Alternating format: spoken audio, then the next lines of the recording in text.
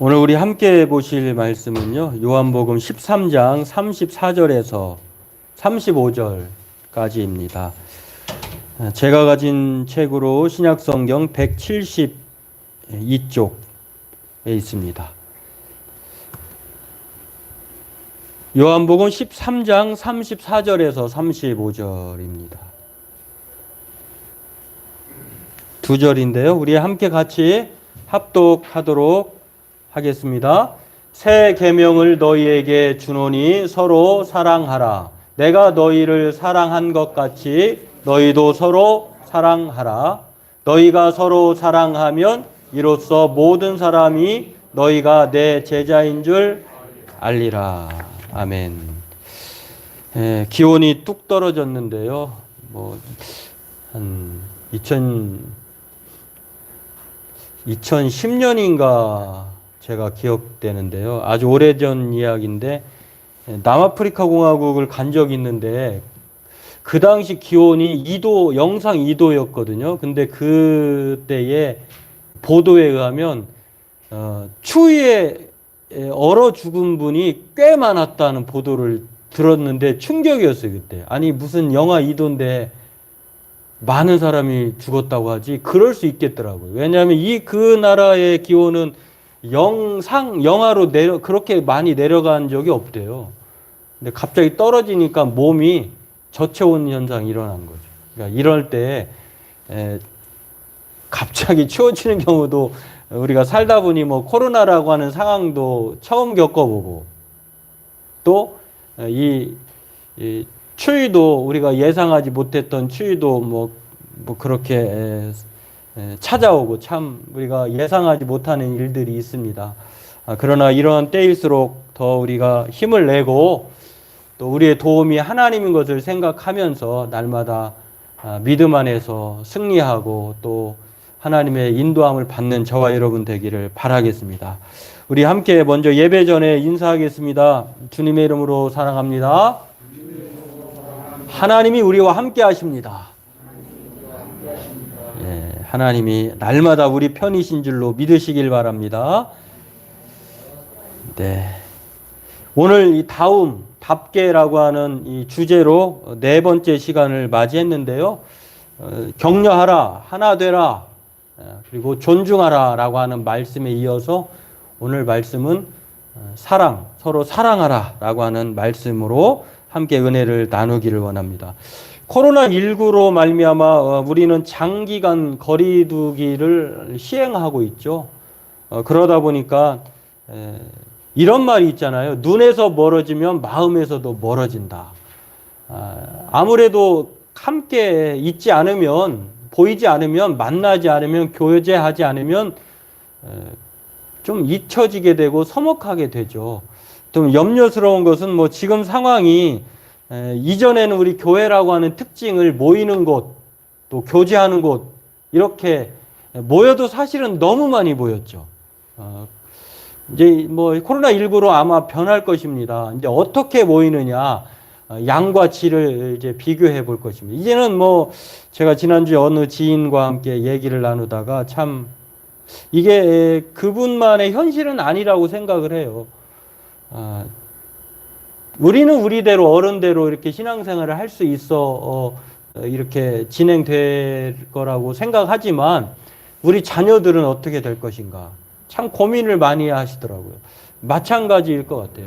어느 교회나 이 젊은 세대들, 미래 세대들은 이제 이 코로나19로 아주 신앙생활하기가 대단히 어려워질 거라고 예상을 합니다. 그런 면에서 우리가 어떻게 이것을 극복해야 될까? 이제는 어떻게 하면은 다시 코로나 이후에 일상이 회복되면 이전과 같은 모임을 할 수 있을까 고민을 하면서 또 새롭게 우리가 대응도 해야 되지 않나 그런 생각을 하게 됩니다. 아무튼 교회는 모이는 곳, 교제하는 곳으로 이 생각이 되었는데 거리두기가 이제 오래되다 보니까 이제는 우리가 습관처럼 또 시선을 받는 것처럼 교회는 모이면 안 되는 곳, 피하여야 될 곳으로 생각하는 경향이 많아졌다고 하는 것입니다. 물론 이것은 이 코로나19라고 하는 방역 상황이기 때문에 그렇게 생각을 하고요. 그런 면에서 오늘 저와 여러분들이 조금씩 이제는 일상회복위원회도 생겼고 11월 첫째 주부터는 이제 단계적으로 거리두기가 완화가 된다고 하잖아요. 이제는 조금씩 우리도 또한 준비하고 눈에서 가깝고 마음에서도 가깝게 되기를 노력해야 되지 않나 하는 생각을 갖게 됩니다. 예, 오늘 우리는 거리두기가 거리두기 이전이나 잃어버리지 말아야 할 것이 있는데요. 거리두기 때나 뭐 그 이전에나 지금이나 앞으로 이제 어떻게 할 것인가. 그 변하지 말아야 될 것, 잃어버리지 말아야 될 것이 있는데 그것은 바로 오늘 우리가 본문에서 읽은 사랑이라고 하는, 사랑하기를 서로 하는, 서로 사랑하기를 힘쓰는 이것이라고 하는 것입니다. 왜냐하면 이 사랑이라고 하는 것은요, 기독교의 최고의 덕목이자 가치예요. 십자가로 상징되는 그 의미가 있습니다. 십자가는 곧 사랑을 의미해요. 여러분, 우리가 알다시피 이 십자가는 사형틀이었어요. 사형틀. 십자가에서 범죄자, 또 증오자, 정말 용서받지 못할 사람을 십자가에 매달아서 죽이는 그 사형틀이었는데, 그 사형틀에서 예수님, 하나님이신 그가 십자가에 못 박혀 죽으심으로, 우리를 위하여서 대신 죽으심으로 하나님께서 우리를 사랑하신 그 사랑을 보여주셨다고 하는 것입니다. 때문에 십자가를 기독교로 상징을 삼는데요, 그것은 바로 사랑이기 때문이라고 하는 것입니다. 성경은 하나님은 사랑이라고 말합니다. 그리고 바울은 믿음과 소망과 사랑 중에 그 중에 제일은 사랑이라고 말을 합니다. 때문에 오늘 저와 여러분들이 거리두기로 인해 주춤해진 이 사랑을 다시 한번 알고, 또 하나님께서 우리에게 맡겨주신 그 사랑의 빚진 자로서 서로 살아가야 됨을 다시 한번 말씀을 통해 회복하는 저와 여러분 되길, 그리고 그 말씀을 함께 은혜 나누길 원합니다. 오늘 본문을 보면은요, 예수님께서 유월절 만찬을 하신 그런 상황에서 예수님께서 자신이 곧 죽게 돼요. 이제 제자들을 떠나게 됩니다. 그런 상황에서 하나의 본보기를 보여줍니다. 이것도 한때는 참 유행이었는데요. 교회마다 수족식을 하잖아요. 섬김과 사랑의 행위로 이런 것을 했는데, 예수님께서 자신의 죽음을 앞두고 제자들에게 마지막으로 행동으로 보여주신 것이 바로 제자들의 발을 씻어주던 사랑의 섬김이었다고 하는 것입니다. 왜 예수님께서 이 마지막으로 제자들에게 허리에 수건을 두르고 제자들의 발을 씻겨주셨을까? 그것은 바로 제자들 또한 똑같이 자신이 사랑한 것처럼 서로 사랑하기를 힘쓰라고 보여주신 거라고 하는 거예요. 어떻게 사랑해야 되죠? 라고 말할 때에 내가 너희들에게 행한 것 같이, 내가 너희들에게 보여준 것처럼 너희들이 서로 사랑하면 모든 사람이 너희가 나의 제자인 것을 알게 될 것이다 라고 말씀해 주었다고 하는 것입니다. 그렇습니다. 예수님의 이 수족식은요, 곧 사랑의 본보기예요. 그러고 나서 예수님은 오늘 본문을 통해서 말로, 행동으로 보여주신 것을 다시 한번 말해주고, 옛 계명이라고 해야 새 계명이라고 했는데요, 새 계명을 주노니 너희는 서로 사랑하라 라고 하는 것은 사실은 옛 계명, 구약이나 새 계명, 신약이나 같은 주제를 말하고 있어요. 그런데 옛 계명에서 말하고 있는 하나님을 사랑하고 내 이웃을 내 몸과 같이 사랑하라고 하는 이 계명을 사람들이 잊어버렸어요. 그래서 예수님께서 다시 오셔서 자신이 몸소 보여주시고 그 사랑을 다시 계명으로 주신 것이기 때문에 새 계명이라고 말하고 있는 것입니다. 그렇습니다. 이 서로 사랑하는 것은요, 새 계명은 우리가 잃어버린 구약 말씀에 대한 회복이자 예수 제자됨, 교회됨, 신자됨에 마땅한 행동이라고 하는 것입니다. 그러므로 오늘 저와 여러분들은 사랑하는 것, 서로 사랑하는 이 계명을 오늘 다시 한번 기억하면서 신자들의 특징을 따라서 순종하는, 실천하는 저와 여러분 되기를 바라겠습니다. 왜냐하면 저와 여러분들은 사랑으로 시작돼서 사랑의 특징을 가지고 살아야 할 사람인 것을 오늘 성경은 우리에게 말해주고 있습니다. 그렇다고 하면 오늘 우리는 사랑하기 위해서 먼저 사랑의 주체이자 사랑의 내용을 알아야 될 것입니다. 그렇다면 우리가 받은 사랑의 주체는 무엇이고 누구일까요? 오늘 그것은 바로 성경이 말하고 있는 바 십자가의 사랑이라고 하는 것입니다. 사랑의 내용은 십자가라고 하는 것입니다. 그리고 사랑을 주신 분은 바로 예수님이라고 하는 것입니다. 예수님께서 십자가에 달렸기 때문에 우리가 그 십자가를 생각하고 그 십자가를 흠모하고 그 십자가를 사모하는 것이죠. 그 십자가 자체는 아무 의미가 없습니다. 그러나 그 십자가에 달리신 예수님 때문에 우리가 그 십자가를 상징으로 사랑하고 또 흠모하는 것이라고 하는 것입니다. 오늘 본문도 마찬가지입니다. 34절에 새 계명을 너희에게 주노니 서로 사랑하라. 내가 너희를 사랑한 것 같이. 로마서 5장 7절은 이렇게 말을 합니다. PPT 한번 볼까요? 의인을 위하여 죽는 자가 쉽지 않고 선인을 위하여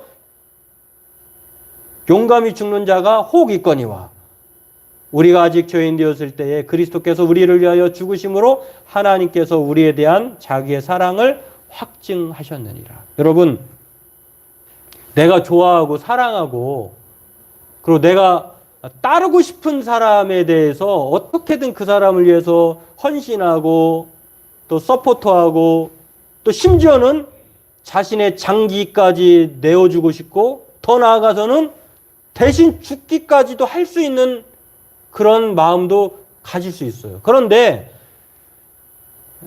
전혀 나와 다른 사람이고 내가 증오하고 싫어하고 정말 쳐다보고 싶지 않은 사람을 위해서 사랑하기는 어려운 거예요. 그런데 이 일을 누가 하셨느냐? 오늘 로마서 5장 7절 8절의 내용을 보면 하나님께서 그렇게 하셨다는 거예요. 이건 있을 수 없는 사랑이에요.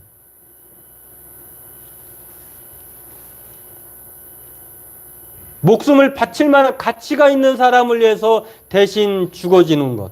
사랑하는 것은 뭐 부모는 그렇게 할 수 있죠. 근데 남이 전혀 피 한 방울 섞이지 않는 남. 심지어는 좀 비교가 어떨지 모르지만 사람이 아닌 동물을 위해서 대신 그와 같이 되고 그것처럼 되고 그것을 위해서 대신 죽는다는 것은요. 상식적으로 있을 수 없는 일이라고 하는 것입니다. 그런데 그 일을 누가 하셨느냐? 하나님이신 그가 그렇게 하셨다는 거예요. 이러한 사랑을 우리가 아무 쓸모없을 때 예수님께서 십자가에서 자신의 목숨을 죽음에 내어주심으로 그렇게 사랑하셨다는 것입니다. 이 사랑을 받은 우리가 저와 여러분이라고 하는 사실입니다. 어떤 부부가요, 정석이라고 하는 이름을 가진 아이를 입양을 했어요. 결혼 전에 두 부부가 그 아내 되는 분이 보육원에서 봉사활동을 한 거예요. 근데 그 아이를 이렇게 만나서 섬기고 교제하다가 정이 흠뻑 들었던 것입니다. 그리고 현재 남편을 만나서 아이를 둘을 낳았어요. 자신의 아이가 있어요. 근데 이 정석이란 아이가 계속 생각나고 또 눈에 밟히는 거예요. 그래서 후에 이 아이를 입양을 했습니다. 그런데요, 이 부부가 정석이가 물으면 입양한 사실을 그대로 말해준다고 합니다. 그리고 이 정석이가 유치원에 다니게 되었는데 이 아이가 자신이 엄마가 나를 낳지 않았지만 나를 세상에서 제일 사랑한다라고 느낀다는 거예요. 그리고 유치원에서 자신이 심리검사를 받았는데 다 하는데 자신이 사랑받고 있다는 그런 느낌, 그런 수치가 가장 같은 심리검사를 받은 친구들 중에서 높았다는 거예요. 어떻게 이런 일이 있을 수 있을까? 이 부분은 입양한 정석이를 말로만 사랑한 것이 아니라 진심으로 자기가 정말로 힘을 다해서 자기가 직접 낳은 진짜 자녀들만큼 더 사랑하고 아끼고 돌봤다고 하는 것입니다. 이런 모습을 보면서요, 누구든지 다 안다는 거야. 저 친구는 저 부부가 진짜 아이가 아니라 입양한 아이야. 이 부분은 입양한 정석이를 말로만 사랑한 것이 아니라 사랑을 몸소 보여주었다고 하는 것입니다. 그렇기 때문에 그 사랑을 받은 정석이가 심리검사에도 가장 뛰어난 이 자존감, 사랑받음을 느낄 뿐만 아니라 엄마 아빠가 자기에게도 입양한 사실을 알려주었음에도 불구하고 엄마 아빠가 자신을 이 세상에도 누구보다도 최고로 사랑한다는 것을 느낀다는 거예요. 성경은 우리가 이 정석이처럼 하나님의 자녀가 되었다고 말을 합니다. 저와 여러분이 입양된 하나님의 자녀라는 것이에요. 그런데 전혀 우리가 입양한 사실을 모를 정도로 하나님 우리를 사랑하고 있다는 것입니다. 갈라디아서 4장 6절에 이렇게 말을 합니다. 너희가 아들임으로 하나님이 그 아들의 영을 우리 마음 가운데 보내사 아빠 아버지라 부르게 하셨느니라. 넘겨줘 보세요. 그러므로 내가 이후로는 종이 아니라 아들이니 아들이면 하나님으로 말미암아 유업을 받을 자니라. 하나님은 우리를 그냥 무서워서 못 부르는 분이 아니라 아주 친근하게 부르도록 우리를 아빠 아버지라 부르게 하셨을 뿐만 아니라 우리에게 아버지께서 주실 기업이 있는데 천국의 기업을 주셨다는 거예요. 이 사랑을 받은 우리가 저와 여러분이라고 하는 것입니다. 이보다 더 큰 사랑을 받은 사람이 이 세상에 저와 여러분 말고는 없어요. 이 사랑을 기억하고 이 사랑 가운데 거하는 저와 여러분 되길 주님의 이름으로 축원합니다. 두 번째로는요, 서로 사랑하는 것이 그렇기 때문에 예수 제자됨, 교회됨, 성도됨, 사람됨의 증거라고 하는 것입니다. 오늘 저와 여러분은 그 사랑을 받은 사람이에요. 그런데 오늘 예수님이 말씀하시고 성경이 말씀하고 있는 것처럼 그 사랑을 직접 보여주셨고 그 사랑을 알기를 원하실 뿐만 아니라 그 사랑 가운데 멈춰 살라고 말하지 않는다는 거예요. 너가 사랑을 받았잖아. 우리가 사랑을 받았다면 너희가 서로 사랑함으로써 많은 사람들이, 모든 사람들이 너희가 나의 제자인 것, 교회된 것, 성도된 것, 사람된 것을 알게 하라는 것이에요. 사랑은 그런 면에서 명사가 아니라 동사예요. 오늘 예수님이 베푸신 사랑에는 차별이 없습니다. 구별도 없습니다. 돈과 자신의 야망을 쫓아 선생인 예수님을 은 30에 넘길 것을 알고 계신 예수님이 발을 씻기는데 유다만 빼고 씻기신 것이 아니에요. 그 중에는 유다도 있었습니다. 모두 주님을 버릴지라도 자신은 절대로 버리지 않겠다고 자신만만하며 모든 사람 앞에서 예수님을 3번이나 저주하고 부인하고 맹세했던 베드로도 그 자리에서 예수님으로 말미암아 씻김을 받았어요. 그러니까 유다나 베드로나 은 30냥의 스승 주님을 팔 사람이나 결코 부인하지 않고 맹세했던 그 베드로나 예수님은 동일하게 사랑하셨다고 하는 것입니다. 요한복음 3장 16절에 성경의 주제라고 말할 수 있는 한 줄 요약이라고 말할 수 있는 내용이 있습니다. 하나님이 세상을 이처럼 사랑하사 독생자를 주셨으니 그를 믿는 자마다 멸망하지 않고 영생을 얻게 하려 하십니다. 하나님이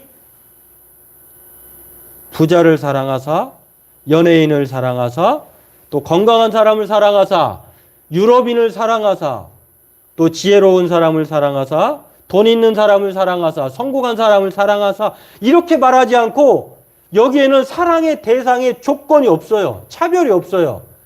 이처럼 사랑하사요. 이처럼 사랑하라. 우리 모두를 조건 없이 구별 없이 사랑하셨다고 하는 것입니다. 그러면서 오늘 예수님은 우리에게 말씀하십니다. 그 사랑에 멈추어 살지 말아라. 그 사랑을 가지고만 있지 말라. 그 사랑을 통해서 서로 사랑함으로 너희가 내 제자인 줄 알라고 말씀하십니다. 오늘 본문에 너희를 사랑한 것 같이 너희도 서로 사랑하라. 너희가 서로 사랑하면 이로써 모든 사람이 너희가 내 제자인 줄 알리라. 교회와 세상이 다른 점이 기독교인과 비기독교인의 차이점이 무엇이어야 될까요? 바로 여기에 있다는 거예요. 사랑에 있다는 것입니다. 하나님이 우리를 사랑하신 것은 우리가 기도를 많이 하거나 성경을 많이 암송하거나 또는 성경을 필사하거나 또 감사일기를 많이 쓰거나 요즘에는 이 감사일기 말고 또 다른 유행이 있더라고요. 교회 안에 오래 참음의 팔찌가 있대요. 그래서 나를 화나게 하고 못 참게 하면은 왼쪽에 찼다가 이걸 보고 오른쪽으로 이렇게 넘기면서 참아내는 그런 것들이 있나 봐요.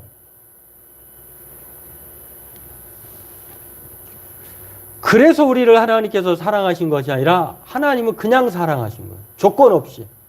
그냥 사랑하신 무조건적인 선택에 의해서. 그러면서 오늘 예수님은 말씀을 통해서 자신처럼 서로 사랑하라고 말씀하십니다. 이러한 사랑에 대해서요, 미국의 기독교 철학자이며 장로교 목사이자 복음주의 운동가였던 프란시스 셰퍼라고 하는 분이 이렇게 말했습니다. 사랑은 그리스도의 제자된 배지다. 국회의원들이 이 자랑스럽게 다는 배지가 있잖아요. 내가 소속이 누구고 내가 국민의 선택을 받은 그런 사람이라고 하는 그 자랑스럽게 여기는 배지. 우리 그리스도인들의 배지가 바로 사랑이라는 거예요. 사랑이 없으면 그리스도인이 아닐 수 있다는 거예요. 그래서 오늘 예수님은 제자들의 발을 씻겨주시고 새 계명이라고 말씀하시며 예수님 자신처럼 서로 사랑하라고 말씀하십니다. 그리고 그것이 예수 제자라고 분명하게 말씀하고 있습니다. 고인이 된 작가이자 경제학자 그리고 교수였던 신영복 선생이라고 하는 분이 여하튼 나중에는 이렇게 다 복권이 되었습니다만 죄가 다 없어지긴 했습니다만 이분이 20년 동안 감옥 생활을 했어요.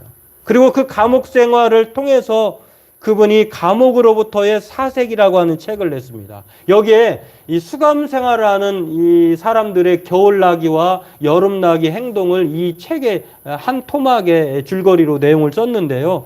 이분이 이렇게 말합니다. PPT 한번 볼까요? 없는 사람이 살기는 겨울보다 여름이 낫다고 하지만 교도소에 우리들은 없이 살기에 나은 계절로 겨울을 택합니다. 왜냐하면 여름 징역의 10가지, 20가지 장점을 일시에 무색하게 해버리는 결정적인 사실. 여름 징역은 자기 바로 옆 사람을 증오하게 한다는 사실 때문입니다. 모로 누워 칼잠을 자야 하는 좁은 잠자리는 옆 사람을 단지 37도의 열동이로만 느끼게 합니다. 이것은 옆 사람의 체온으로 추위를 이겨나가는 겨울철의 원시적 우정과는 극명한 대조를 이루는 형벌 중의 형벌입니다. 여러분, 우리가 이 세상에 살 때 사실 없는 사람들은 겨울보단 여름이 더 낫잖아요. 근데 이 수감 생활하는 분들은 안 그렇다는 거예요. 왜냐하면 여름에는 그 사람이 그냥 37도의 열동이로만 떨어졌으면 좋겠는데 이 떨어진다고 떨어질 수가 없잖아요. 한 공간에. 근데 겨울은 그나마 나은 거라는 거예요. 왜냐하면 사람이 내 옆에 있기 때문에. 비록 감옥에서의 여름과 겨울이지만 지금 우리의 상황을 비추어 보게 하는 내용이에요. 지금 우리는 수감 생활 안에 놓여 있지 않지만 지금 코로나19로 말미암아 어쩌면 인생의 겨울을 나고 있는지도 몰라요. 교회마다 어렵습니다. 가정마다 어렵습니다. 사업장마다 어려워요. 그러나 이 코로나19라고 하는 겨울을 이 신 선생님이 말씀하고 있는 것처럼 오늘 저와 여러분들이 거뜬히 이겨낼 수 있는 겨울을 맞이할 수 있다는 것입니다. 오늘 예수님이 말씀하고 있는 것처럼 서로 뜨겁게 사랑하면 이 겨울을 이겨낼 수 있다는 것입니다. 어제 추워진다고 해서 교회 화분을 밖에 있는 것들을 다 들여놓았습니다. 이 화분이 겨울을 잘 날 거예요. 여기 이 화분이 잘 겨울을 나기 위해서는 누군가의 헌신, 노력, 함께함이 있었기 때문이라고 하는 것입니다.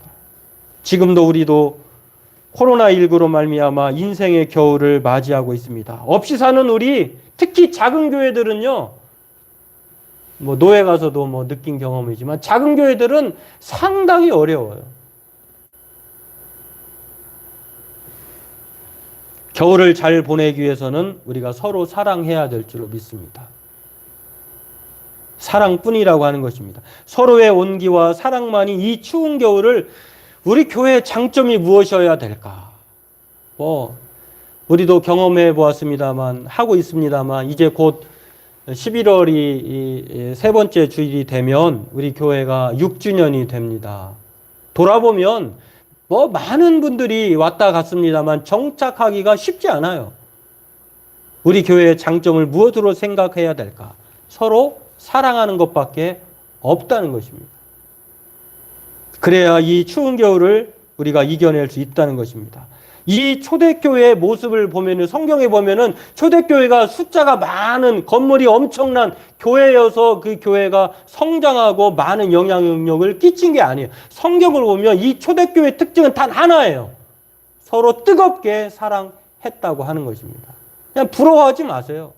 비교하지 마세요. 그냥 사랑하다 보면 하나님의 은혜 가운데 거하게 된다고 하는 것입니다. 이 사실을 비두니아의 총독인 플린이라고 하는 사람이요, 이 자신이 총독으로서 정치가로서 그리스도인들 자세히 보니까 아니 이상한 특징이 있었다는 거예요. 총독이 황제에게 보고서를 씁니다. 이렇게 말합니다. 보여주세요. 저들은 모일 때마다 떡을 나누어 먹고 포도주를 마시며 즐거워합니다. 그들은 그들의 신인 그리스도를 찬미하며 그들을 박해하는 자들을 위해서도 기도합니다. 분명한 것은 그들은 서로 사랑하고 나누기를 즐겨 한다는 것입니다. 그렇습니다. 오늘 우리는 모두 십자가의 사랑, 비교할 수 없는 큰 사랑을 받은 사랑에 빚진 자들입니다. 어떻게든지 내가 저 사람을 사랑하고 싶다, 사랑하려고 하려고 하는 그 마음이 있으면 우리는 이 추운 코로나 겨울을 이겨내게 될 것입니다. 키에르 케고라고라는 이 실존주의 철학자는 우리를 인간을 향하여서요, 신앞에선 단독자라고 말했어요. 그런데 이 신앞에선 단독자는요, 홀로 살 수 있는 존재가 아니에요. 누가 옆에 있어야 돼요. 그래야 사람이 되고 진정한 사람이 되고 또 그 관계 속에서 있어야만 정말 삶이 존재하게 된다고 하는 말을 합니다. 사랑 없는 인간, 사랑 없는 우리는 존재할 수 없다는 것입니다. 오늘 그것을 예수님이 말씀해 주고 있습니다. 바라기는 저와 여러분들이 서로 사랑함을 통해 교회다움, 신자다움, 사람다움을 회복할 뿐만 아니라 오늘 예수님께서 행하여 보여준 것처럼 우리가 서로 사랑함을 통해 많은 사람들이 정말 우리가 그리스도인이라고 하는 사실을 알게 하는 그러한 복된 삶, 그리함으로 말미암아 오늘 사랑할 때에 얻어지는 유익함이 있습니다. 성경은 서로 사랑함으로 말미암아 하나님께서 약속하신 생명의 나무의 실과를 먹게 된다고 말을 합니다. 바라기는 저와 여러분들이 우리의 교회의 미래, 세상의 미래가 사랑에 있음을 기억하고 인생의 추운 겨울을 서로 뜨겁게 사랑하면서 함께 힘써 나가는 우리 교회가 되길 주님의 이름으로 축원합니다. 기도하겠습니다.